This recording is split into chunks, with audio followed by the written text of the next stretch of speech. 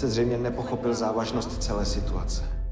To celé je hloupý omyl. Za omyl by prokuratura nepožadovala trest smrti. Mým úkolem je najít všechny možné polehčující okolnosti. To nedokážu, když o vás nebudu vědět všechno. Já bych se chtěl naučit léčit jako vy. Vím, že mám dar. Ty to víš?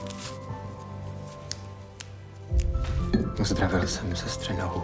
Na amputaci to nevypadá. Nikdy nechtějí dělat zázraky, chlapče, to lidi neodpouští. Pacient je mrtvý. Stimmt. Náš pan doktor říkal, že děti mít nemůžu. Pan doktor je vůl. Jeďte s ním k moři. Kde bych na to vzala? No ne, to ne, prosím vás, to ne. To sem lezete! Nikdo vás nezval! Hovorili, že ste iba podvodník a šarlatán, že vraj to písali aj v novinách. Měl byste zmizet, pane Mikulášku. A rychle.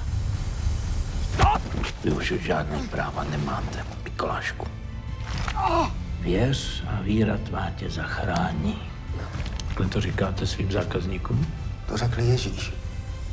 František Pal. Jak jste se seznámili? Môžem vám ponúknuť absolútnu lojalitu. Nic takového není a nikdy nebylo. Nic nebylo? Nemůžu mě odsoudit za něco, co jsem neudělal. Rozhodli o vás už dávno.